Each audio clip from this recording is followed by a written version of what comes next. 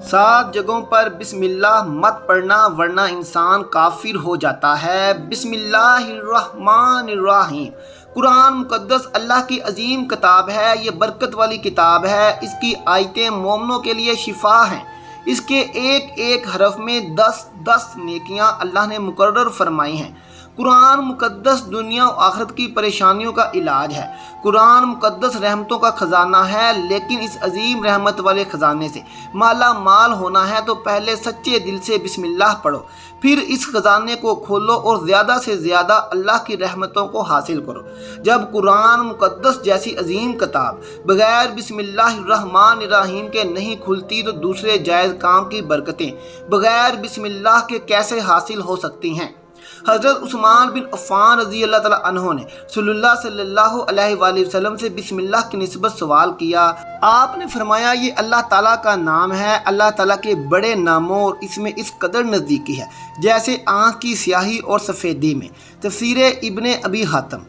جابر رضی اللہ تعالیٰ عنہ فرماتے ہیں جب یہ آیت بسم اللہ الرحمن الرحیم اتری، بادل مشرق کی طرف چھٹ گئے، ہوائیں ساکن ہو گئیں، سمندر ٹھہر گیا، جانوروں نے کان لگا لیے، شیاطین پر آسمان سے شعلے گرے اور پروردگار عالم نے اپنی عزت و جلال کی قسم کھا کر فرمایا کہ جس چیز پر میرا یہ نام لیا جائے گا اس میں ضرور برکت ہوگی۔ ابن مسعود رضی اللہ تعالیٰ عنہ فرماتے ہیں کہ جہنم کے 19 دروازوں سے جو بچنا چاہے وہ بسم اللہ الرحمن الرحیم پڑھے۔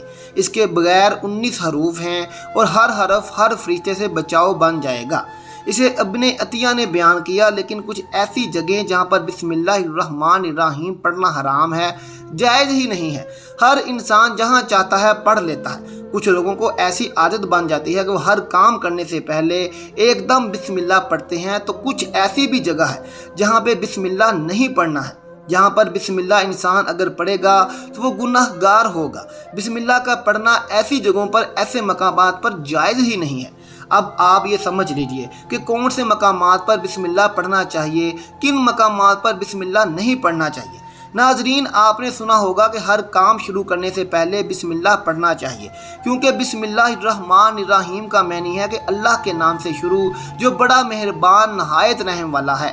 یعنی ہم کام جو شروع کر رہے ہیں وہ اللہ کے نام سے شروع کر رہے ہیں تاکہ اللہ تعالیٰ ہمارے اس کام میں برکت عطا فرما دے۔ اور بسم اللہ پڑھنے کے فائدے بھی بہت زیادہ ہوتے ہیں کہ اگر انسان کسی کام کو پڑھ کے کرتا ہے تو اللہ تبارک و تعالیٰ اس کام میں برکت عطا فرماتا ہے، اور یہ سنت بھی ہے۔ حضور صلی اللہ علیہ وآلہ وسلم نے بہت سارے مقامات پر ہمیں بسم اللہ پڑھنے کی تاکید فرمائی ہے، اور حضور صلی اللہ علیہ وآلہ وسلم نے بسم اللہ پڑھنے کا حکم دیا ہے۔ اب اگر آپ کوئی بھی نیک کام شروع کر رہے ہیں، اس نیک کام شروع کرنے سے پہلے بسم اللہ الرحمن الرحیم اگر پڑھ لیں گے تو آپ کی سنت ادا ہو جائے گی، اور اس پہ آپ کو ثواب ملے گا اور اس کی برکتیں بھی آپ کو ملیں گی۔ اگر آپ نے کسی نیک کام شروع کرنے سے پہلے بسم اللہ پڑھ لیا تو پھر انشاءاللہ اس میں آپ کا نقصان نہیں ہوگا۔ اللہ تعالیٰ خود آپ کا حامی و مددگار اور ناصر بن جائے گا، کیونکہ آپ نے اپنے اس کام کو اللہ کے نام سے شروع کیا ہے کہ ہمارا کام تھا کرنا، اور بندہ کیا کرتا ہے جو اس کے بس میں ہوتا ہے۔ بندہ تو اسباب اختیار کرتا ہے، اور بندہ کر بھی کیا سکتا ہے۔ بندے کے ذمہ صرف اسباب کا اختیار کرنا ہے کہ آپ کسی کام کو کرنے سے پہلے سبب اختیار کریں کہ ہمیں یہ کام کرنا ہے، باقی اللہ کے سپرد کر دیں۔ آپ اپنے کام کو کریں، باقی جواب آپ کا کام ہے وہ اللہ تبارک و تعالیٰ کے سپرد ہے۔ ایک مرتبہ ایک صحابی آ کر عرض کیا، یا رسول اللہ میں پریشان ہوں، ہمارے اونٹ کہیں کھو گئے ہیں۔ تو آپ صلی اللہ علیہ وآلہ وسلم نے اس کو بتایا کہ اللہ پر بھروسہ کرو، اور اللہ پر بھروسہ ہی اصل چیز ہے۔ یہ بولو کہ میں نے اللہ پر بھروسہ کر لیا، اللہ پاک کافی بہترین کارساز ہے۔ تو کچھ صحابہ کرام کہنے لگے کہ یا رسول اللہ، ہمیں اللہ کی ذات پر بھروسہ ہے، کیا ہم اپنے اونٹوں کو ایسے ہی چھوڑ دیں؟ اگر ہماری قسمت میں ہوں گے تو ہمارے اونٹ واپس آ جائیں گے، اور مقدر میں نہیں ہوں گے تو چلے جائیں گے۔ ہمیں اللہ کی ذات پر بھروسہ ہے۔ تو آپ نے فرمایا کہ نہیں، پہلے اپنے اونٹ کو باندھو، پھر اللہ کی ذات پر یقین کرو، پھر اللہ کی ذات پر بھروسہ کرو۔ یعنی ہمارے ذمے کے جو کام ہیں وہ ہمارے اوپر کرنا لازم ہے۔ اسباب کا انکار کرنے والا جاہل ہوتا ہے۔ اسباب کا انسان انکار نہیں کر سکتا کہ نہیں ہم تو ہاتھ پہ ہاتھ رکھ کر بیٹھ جائیں گے۔ اب اللہ کھلائے، کیونکہ وہ رازق ہے، وہ ہمیں کھلائے۔ لیکن آپ اپنی محنت کیجئے، آپ اسباب اختیار کیجئے، پھر اللہ کی ذات پر چھوڑ دو۔ آپ پہلے جاؤ مزدوری پر، آپ کام پر جاؤ، آپ کاروبار کرو، پھر اللہ کی ذات پر چھوڑ دو کہ اے پروردگار اب ہمارا جو کام تھا ہم نے کر لیا، آگے تیری رضا تیری رحمت کے ہم امیدوار ہیں۔ صرف ہمارے کمانے سے رزق تھوڑی ملتا ہے، آپ نے کمایا بس کما کے لے آئے۔ اس کے علاوہ آپ غور کیجئے کہ دانے کو زمین سے نکالا کس نے، اس کے بعد پھر اس کو گیہوں کی شکل میں، پھر آٹے کی شکل میں بنا، پھر وہ روٹی بنتی ہے۔ ہم سمجھ رہے ہیں کہ یہ ہماری محنت سے ہو رہا ہے۔ ہم نے روٹی بنائی، روٹی بنا کے وہ گوشت یا سالن یا سبزی ہمارے سامنے آئی، اس کے بعد ہم نے جیسے اس کو بسم اللہ الرحمن الرحیم پڑھ کے کھایا تو اب ہمارے حلق پر ایک فرشتہ بیٹھا ہوا ہے۔ وہ فرشتہ اللہ سے اجازت مانگ رہا ہے۔ حلق ہمارا یہاں دو نالیاں ہوتی ہیں، ایک نالی ہوتی ہے جو سانس کی ہے، ایک نالی وہ ہوتی ہے جس سے رزق اندر جاتا ہے، کھانا اندر جاتا ہے۔ تو یہ دو نالی برابر بالکل ایک جیسی ہیں اور دونوں کا ایک ہی چھید ہوتا ہے، لیکن پھر وہ اندر جا کر الگ ہو جاتی ہے۔ اب آپ یہ سوچ کر دیکھیے، فرشتہ یہاں بیٹھ کر اللہ تعالیٰ سے پوچھتا ہے ہمارے ہر لقمے پہ مولا اس لقمے کو زندگی کا سبب بناؤں یا موت کا باعث بنا دوں۔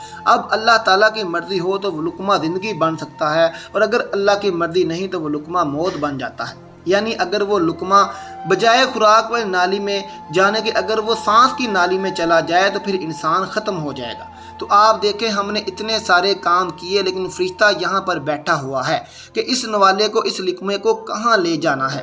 تو یہ آپ نے اسباب اختیار کیے، یعنی اس کو اسباب اختیار کرنا کہتے ہیں، اور اللہ تبارک و تعالیٰ پر چھوڑ دیا تو نیک کام ہم شروع کر رہے ہیں۔ کھانا کھا رہے ہیں تو ہم بسم اللہ پڑھنے کی تاکید کی گئی ہے، لیکن بہت سارے لوگ ایسے ہوتے ہیں کہ کچھ حرام کام کرتے ہیں۔ مثال کے طور پر اگر کوئی انسان جوا کھیل رہا ہے تو اس میں بسم اللہ پڑھنا حرام ہے۔ اللہ کے نام سے شروع۔ اللہ نے کب کہا تھا کہ آپ جوا کھیلو؟ جا کر اللہ نے کب کہا تھا کہ آپ شراب بیچو؟ اللہ نے کب کہا تھا کہ آپ جھوٹ فریب مکر کرو؟ اللہ نے تو کہا ہی نہیں۔ ایک شخص نے بڑی عالی شان منظر بنوائی اور اس پر لکھا ھذا من فضل ربی، اور شیطان نیچے بیٹھا رو رہا ہے۔ تو لوگوں نے پوچھا تو کیوں رو رہا ہے؟ تو اس نے کہا کہ دیکھو میں نے اسے جھوٹ بلوایا، فراڈ کروایا، ہم نے اس کی بلڈنگ فراڈ کر کے بنوا دی، اور یہ لکھ رہا ہے ھذا من فضل ربی، یہ میرے رب کا فضل ہے۔ اللہ نے کہاں کہا تھا کہ جھوٹ بول کے کمانا؟ اللہ نے کہاں کہا تھا کہ ڈھونگ کرنا؟ اللہ نے کہا تھا کہ فراڈ کرنا؟ تو مقصد صرف یہ ہے کہ شیطان تو ہر طرح سے انسان کو بہکاتا ہے، تو اس لیے حرام کاموں سے پہلے ہمیں بسم اللہ ہرگز نہیں پڑھنا ہے۔ ہمیں ہر نیک کام شروع کرنے سے پہلے بسم اللہ پڑھنا چاہیے۔ ہمیں احتیاط رکھنا چاہیے کہ جب ہم باتھ روم کے اندر داخل ہو چکے ہوں، نہانے سے قبل بسم اللہ نہ پڑھیں۔ باتھ روم میں جانے سے پہلے ہم بسم اللہ الرحمن الرحیم، اور باتھ روم سے نکلنے کے بعد جب کپڑے پہنے تو پھر بسم اللہ الرحمن الرحیم پڑھیں۔ اور کوئی انسان کاروبار کرتا ہے، اب اس نے جھوٹ بولا اور پھر اس کے بعد پیسے لیتے وقت بسم اللہ الرحمن الرحیم پڑھا، تو ایسی جگہوں پر جہاں پر حرام کام کوئی بندہ کرتا ہے تو وہاں پر بسم اللہ الرحمن الرحیم نہیں پڑھنا چاہیے، کیونکہ اللہ تبارک و تعالیٰ نے آپ کو دنیا میں چھوٹ دے رکھی ہے کہ جیسا کرو گے ویسا بھرو گے۔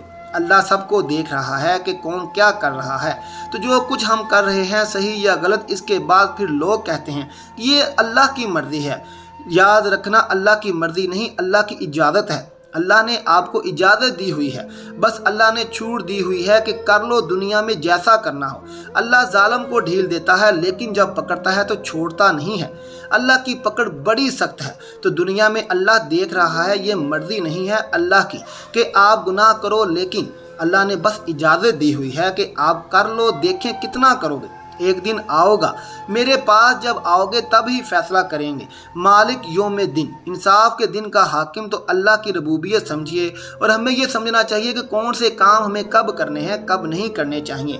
جو سنتے رسول صلی اللہ علیہ وآلہ وسلم پر ہم عمل کریں گے تو اللہ تعالی ہمیں کامیاب کر دے گا، دنیا میں بھی اور آخرت میں بھی انشاءاللہ تعالی۔ اللہ پاک ہمیں بہتر عمل کرنے کی توفیق عطا فرمائے اور ہمارا خاتمہ ایمان پر فرمائے۔ آمین ثم آمین۔